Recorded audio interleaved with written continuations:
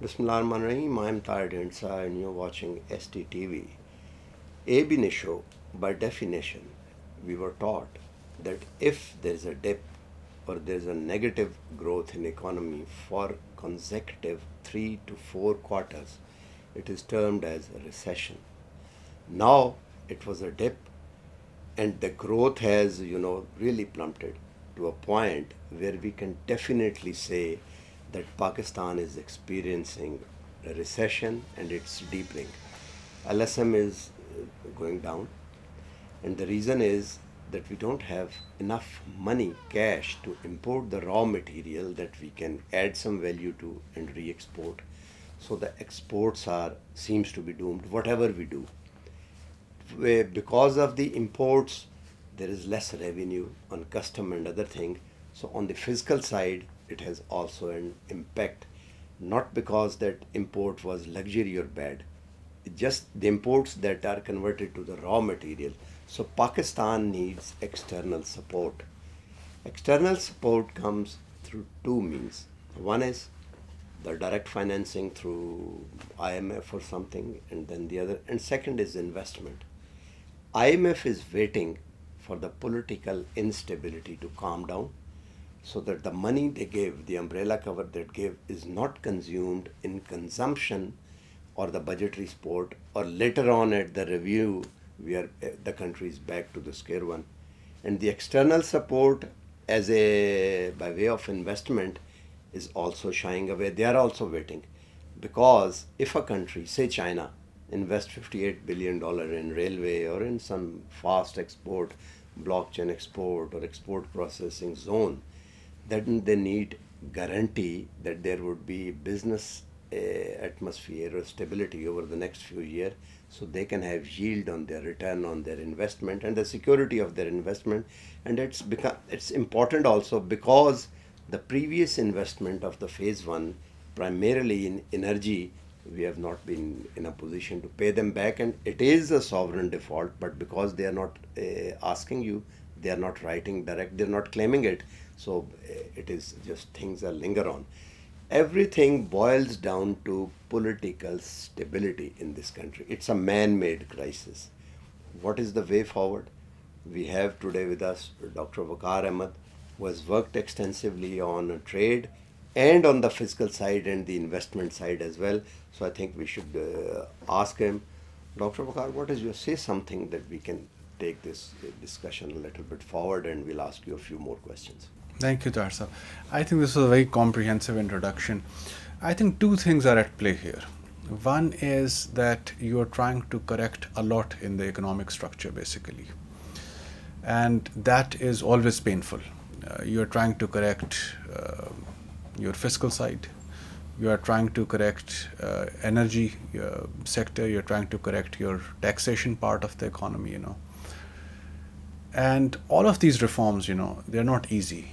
Adjustment has a cost and it is painful. Unfortunately, the way usually these reforms get packaged, there is a more than proportional burden on the middle class, the lower income class, But countries have to self-correct if you want a more progressive economic structure, a more progressive fiscal system in the country. The unfortunate part is that this economic correction, this process of economic correction that you are trying to do with the help of IMF, with the help of other multilateral partners, unfortunately this has come at a time when, as you have rightly pointed out, there is political instability in the country.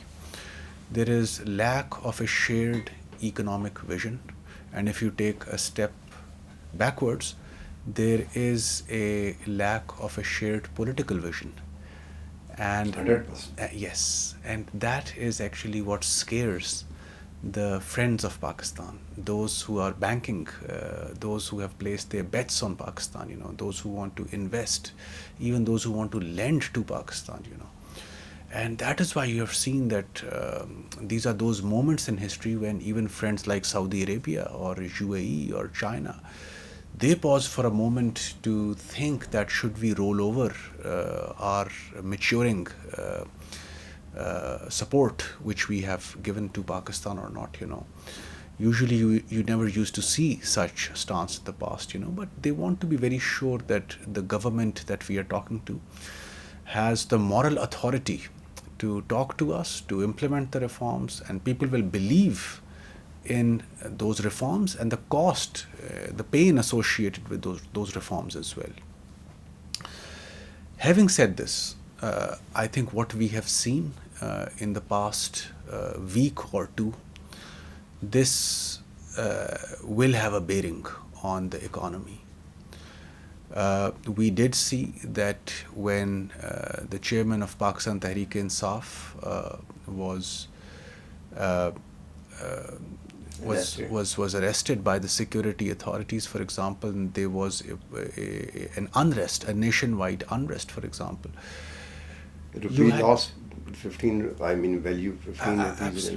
Absolutely. There was literally an economic shutdown in the country. Your digital systems, your mobile, your cellular, your internet connectivity, it was all paralyzed, You have your logistics to take care of, and if your imports and exports were unable to reach their destination just because the roads were closed or the trucks were being burnt, that is not the kind of certainty that even a local investor would even sort of think of in their worst nightmare, And in a very conservative estimate that we have put forward, during those 2 or 3 days, the per day economic loss to the country was somewhere to the tune of 130 billion rupees per day.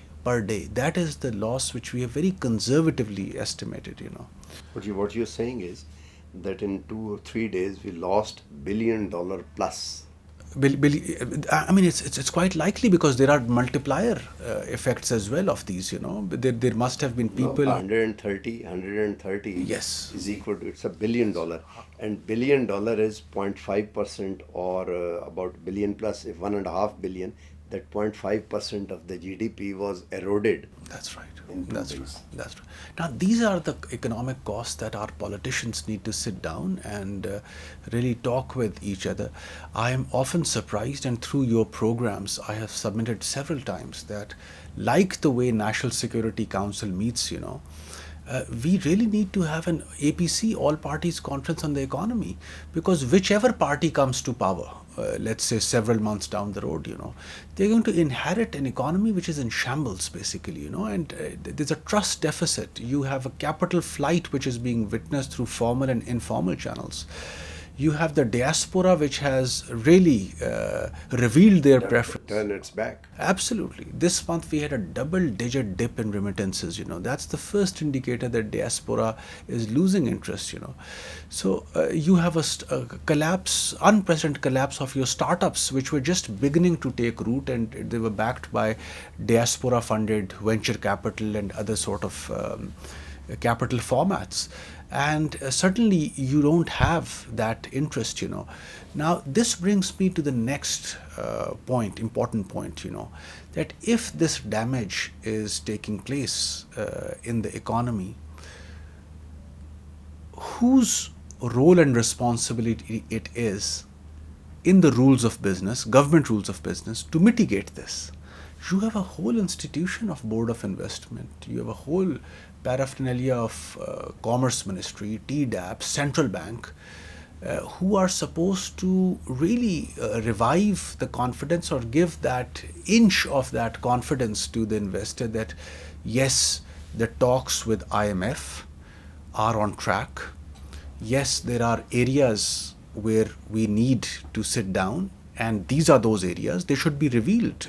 The communication should be crystal clear, And on top, you have the Treasury, you have the Finance Ministry, where, of course, the Finance Minister, the Finance Secretary, they must be working very hard.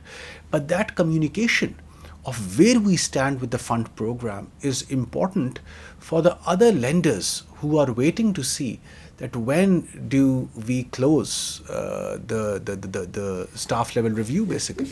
I mean, I don't know, correct me if I'm wrong. I understand that the one review is already gone. Now it would be a joint review. And after that, the program ends. Now, I think whosoever comes have to negotiate the next program with the IMF. That is but natural, of course, and I think So the government should prepare for that. no, absolutely. I'm sure that they are mentally prepared for that, but the issue remains the same. If you haven't concluded this program, you are not going on a moral high to the executive board of the IMF, because they'll be convinced that you didn't have the capacity to really complete a program which was much easier in 2019, in 2021, for example, leaving aside the COVID year, and now standing in 2023 and expecting a program in September which is much more stringent in terms of the conditions, of course, that you'll be surrounding yourself with. The board won't be convinced that you'll be able to deliver on it, So if anybody thinks that a new government will come in, or even this government will end up negotiating a brand new program in September and they can do it easily, no. You are not going in to negotiate a new program in September on a moral high because you were unable to complete or even come halfway through the previous program. Which is why you are saying that you're seeing that it's been several months that Pakistan. It's lingering. It's in limbo. It's in limbo. One thing is, one is political instability. It's the sentiment that governs everything, that propels everything. I think we are taking it's a longer timing running short. Quickly, I'll ask you. According to the basic understanding, it's the fiscal framework which is at the heart of everything. Once again, whosoever give us money will need a cover from the IMF or something. They would ask for the fiscal framework. And the taxation is, when I start driving to drop my children to school, I start paying tax on petrol. Then I make a call for a gate to be open, I pay tax on that. Tax. On everything I pay, whatever I spend, about 20% is. How much more burden you want? You cannot. So, do you think now it is possible to negotiate a plain program, or there should be some write-offs or something? Sport, the quantum of sport, like we have seen, reprofiling of the debt in Musharraf's era. But the thing is that the most of the debt is now of the Chinese origin, and that is commercial in nature. Even from G to G have a sovereign guarantee. They call it G to G. But it's B2B with both government and if you just look at the breakdown, it's B2B. Already there have a private sector come to the government of China through their Exim Bank, come to the sovereign guarantee, and then some private sector. So do you think we are in a fix? Absolutely, I have no doubt in it. And if you unpack the fiscal crisis, basically, which you are hinting towards, the elephant in the room is energy. At the end of the day, the reason my fiscal sector my fiscal balance ends up collapsing every time, fiscal equation ends up collapsing, it's because of the energy sector. And if, for example, I can qualify myself, it is the PSEs, the losses of PSEs. Even within the PSEs, the highest loss posting entities are energy sector entities, Our failure to reform the energy sector has brought the country down. Has brought the treasury down. I agree with you. This is the bottom line. And that is the governance crisis in your energy sector. That if your supply chain for energy remains broken, you don't have industry, you don't have manufacturing, and you continue to subsidize an inefficient sector, the most inefficient sector in your economy. The other day, exactly at the hot seat you are sitting, there was a person, CEO of a private producer. Okay.